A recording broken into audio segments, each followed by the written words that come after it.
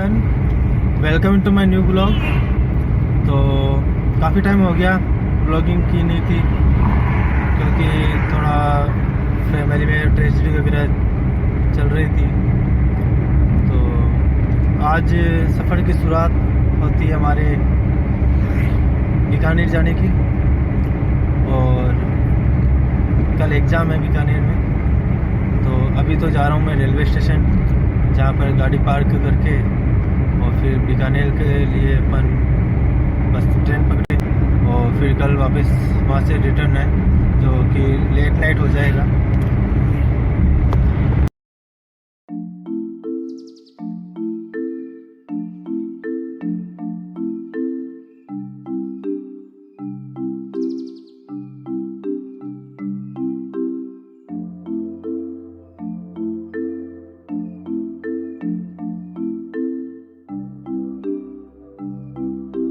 Train का इंतज़ार करते करते परेशान हो गया।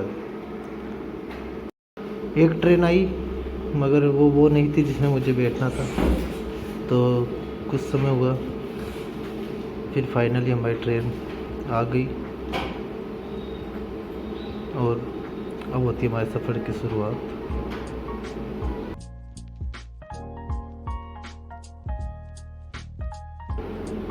ट्रेन ने मुझे बिफोर टाइम पहुंचा दिया था और सर्दी बहुत थी।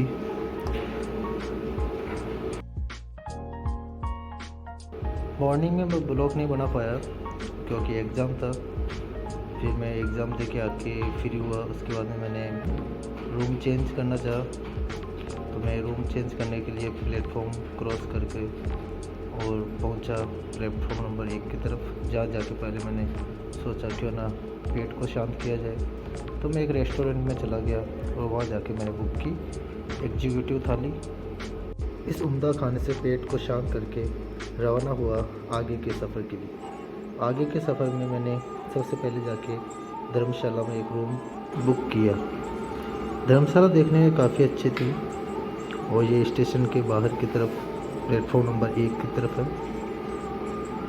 फिर मैं रवाना हुआ बीकानेर की शान जूनागढ़ किले को देखने के लिए। टेम्पो वाले भैया से मैंने पूछा आज संडे था तो किला ओपन है या नहीं, तो उन्होंने बोला आज ओपन है। वैसे तो राजस्थान में कई किले हैं, मगर जूनागढ़ का किला राजस्थान के सबसे सुंदर किलों में से एक, क्योंकि इस किले का हर एक कोना तारीफ़ करने लायक है। तो किले की शुरुआत होती है किले के 2 मुख्य द्वारों से, एक करणधुर और दूसरा सूरजपोल। सूरजपुर इसका नाम इसलिए पड़ा क्योंकि यहाँ पर सूर्य की पहली किरण जब पड़ती है तो इसका नज़ारा देखने लायक होता है।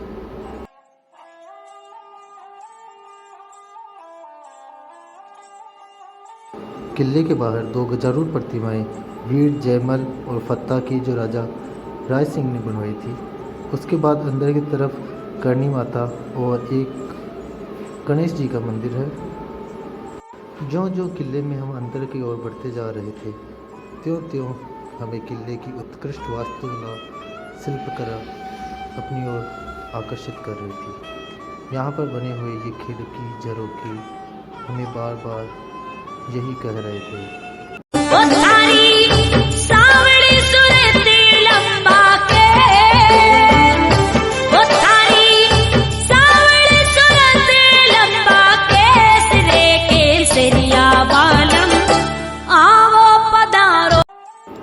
जूनागढ़ किले में अगर आपको घूमना है तो वहाँ पे टिकट काउंटर से टिकट कटवा कर फिर ही आपको अंदर जाने दिया जाता है। तो मैंने भी एक म्यूज़ियम की और जूनागढ़ महल की टिकट ली और चला गया जूनागढ़ देखने।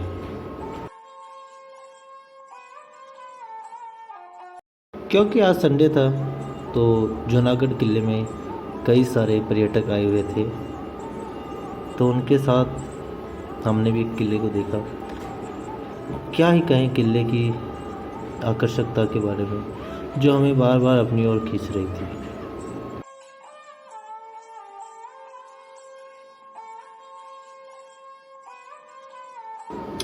वैसे तो बीकानेर शहर 1472 में स्थापित हो गया था, मगर जूनागढ़ के किले का निर्माण 1478 में राव बीका ने शुरू किया था। राव बीका को बीकानेर का संस्थापक कहा जाता है। उनके बाद उनके पुत्र राव नरसिंह हुए और उनके बाद राव लूणकरण, राव जैत सिंह, राव कल्याणमल, महाराज स्वरूप सिंह, महाराज जोरावर सिंह, महाराज गज सिंह, महाराज गंगा सिंह, महाराज करणी सिंह और महाराज नरेंद्र सिंह हुए, जो वर्तमान में जूनागढ़ किले के राजा हैं। किले का शाही मंदिर हर नारायण मंदिर है, जो भगवान विष्णु और माँ लक्ष्मी को समर्पित है।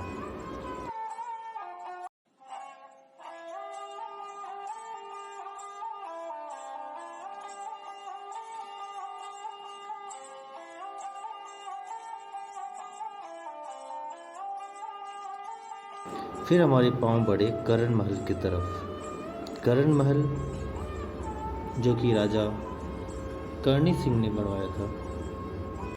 करण महल को वर्तमान में कांच और एल्युमिनियम के फ्रेम से कवर किया हुआ है। इसमें एक सिंहासन है और ऊपर की तरफ एक पंखा है जो कि पूरा चांदी से कवर है, जिसे पुराने ज़माने में दासिया झुलाते, जिससे राजा को सुखद एहसास होता है।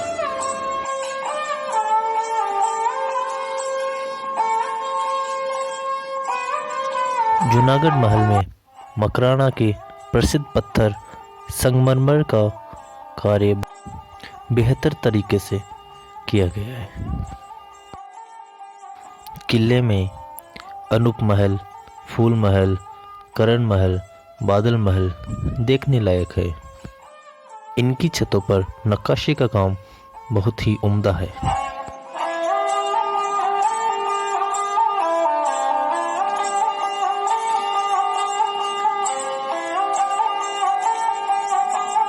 ये वो ढोल है जिसे युद्ध में बजाया जाता था।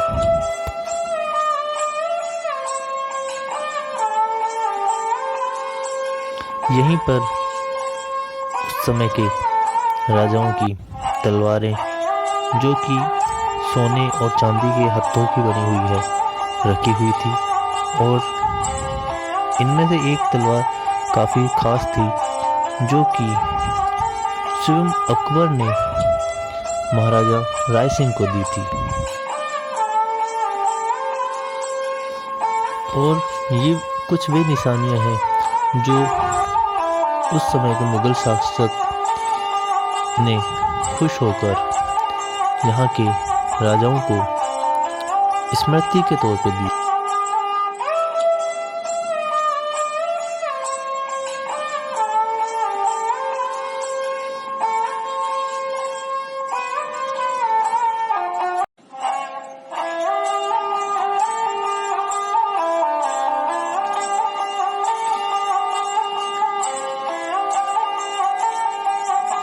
किले की दीवारें स्वयं अपना बखान कर रही थी।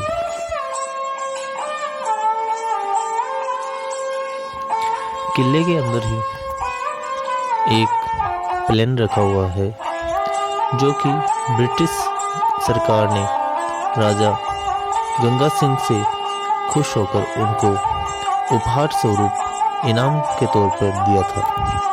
इसी किले में रानियों की पालकियां भी रखी हुई है, जो दिखने में काफ़ी सुंदर है।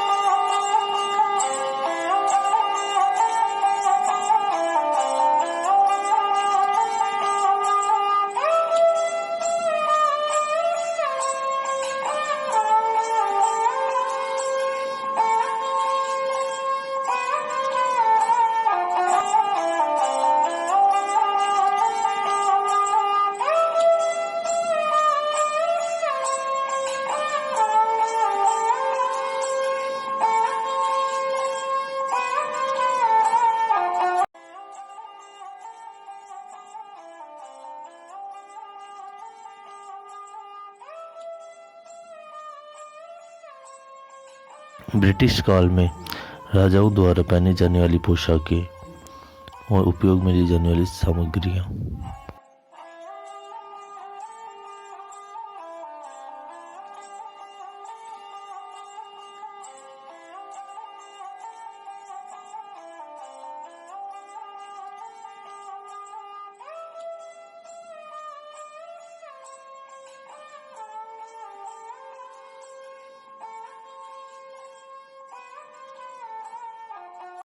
फिर किले से बाहर निकलकर मैं बढ़ा म्यूजियम की तरफ।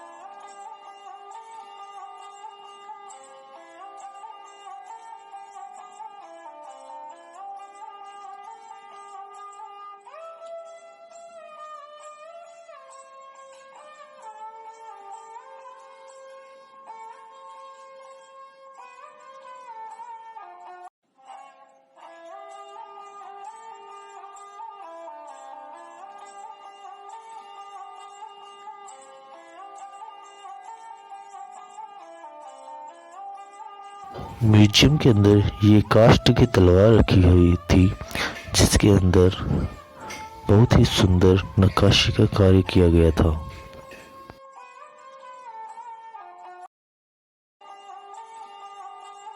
राजा रानी के दैनिक जीवन में कार्य में आने वाली सामग्रियां यहाँ पर रखी हुई थी।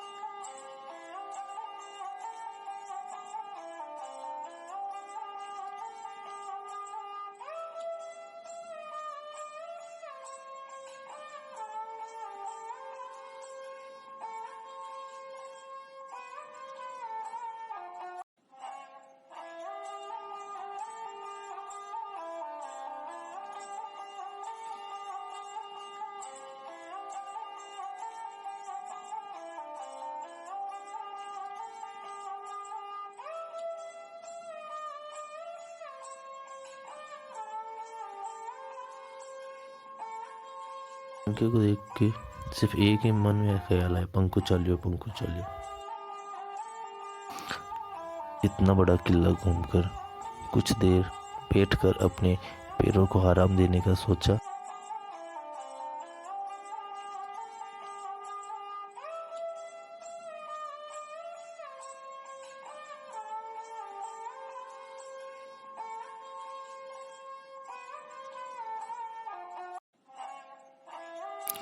समय बीता जा रहा था और मेरी गाड़ी का भी समय होने वाला था।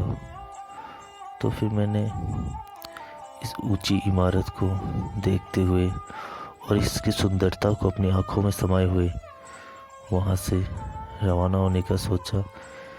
वहाँ पर जयमल फत्ता की गजारूट प्रतिमा को निहारते हुए मैं वहाँ से बाहर की तरफ निकला।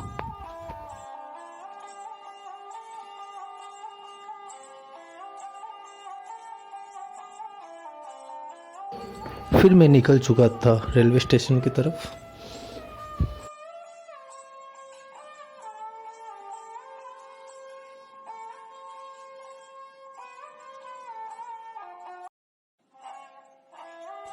ट्रेन के रवाना होने में अभी 1 घंटा था।